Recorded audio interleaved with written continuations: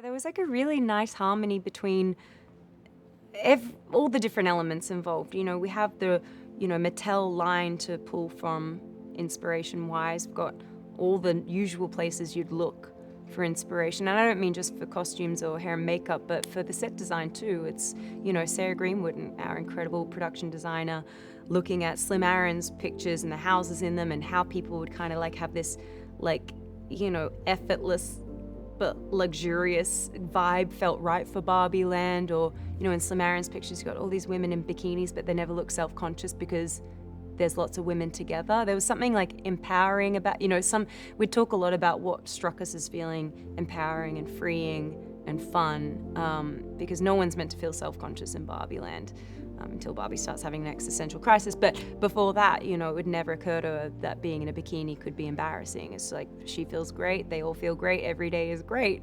So we talk a lot about what we're trying to say in the script, pulling from references that you do on any film when you look to artists from the past and different source material, films, film references, photography, whatever, real life. And then also, of course, the Mattel line. We had 64 years of history to look at, and that was always a fun touchstone too, to be like, okay, here's this Barbie, she's wearing like this gold disco outfit, so what if we did our version of that? Some outfits we obviously replicated extremely accurately, and some were very much inspired by, but embellished or transformed in different ways. So yeah, there was just so much. There's obviously so many different directions we could go, but it was always nice to like come back to the touchstones that resonated most with the thematics in the script and make sure we were kind of on track that way. In the instances where we were just seeing tons and tons of tape, being like, okay, who could be right? Who could be right? Sharon Rooney and Hari, they were the first two Barbies, I think, that we were like, they're perfect. Hari's tape was so funny. She just had the rhythm down. She had that quick wit. It was so funny. I'd actually been a fan of Hari Neff's for years, ever since Assassination Nation, actually. It's a film she did years ago with Sam Levinson. So I'd been kind of tracking her career for a while, and when her tape came in, I was like, oh, I hope it's good, and it was amazing. And Sharon as well just immediately had the perfect vibe, Barbie Sharon. And she's just like got this gorgeous skin and is beautiful, of course, and she's just funny, so funny, but very, very kind at the same time. We didn't want humor that felt mean-spirited. It always had to have like an energy and a rhythm to it and be quick-witted, but never cynical or mean. No one in Barbie Land should ever have cynicism kind of seeping into what they're saying or how they're doing it.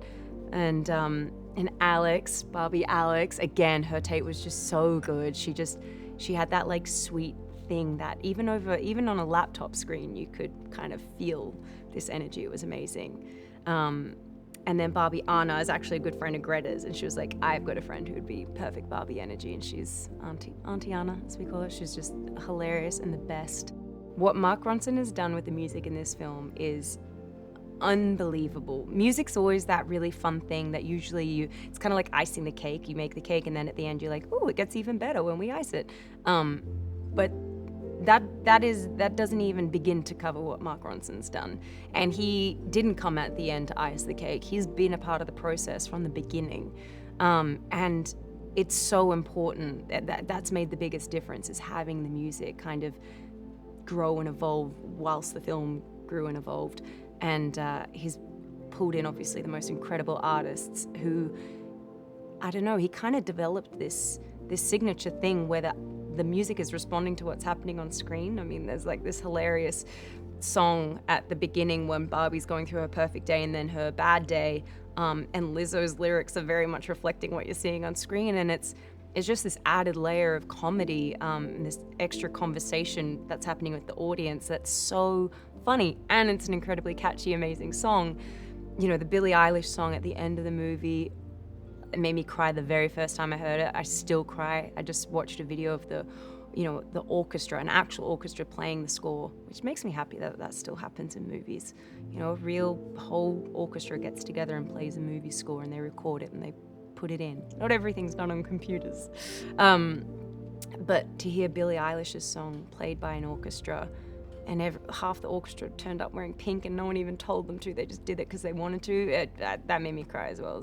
There's been a lot of emotional moments on this movie, unexpectedly emotional moments, but the music and what Mark Ronson's done, absolutely incredible. And Dua, of course. Dua Lipa is our mermaid Barbie and is just the coolest, and I've loved her for so many years as well. And just, again, like, that was the dream to get her in there, and she said yes, and then she did a song, and we did it for the whole dance, the block party, and it's just, the soundtrack's killer.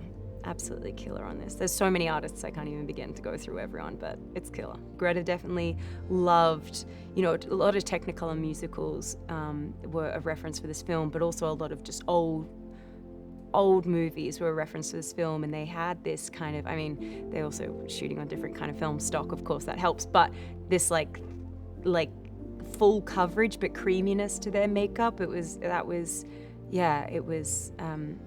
just a different kind of look, I guess, for what's popular right now, but very, very beautiful, especially on screen.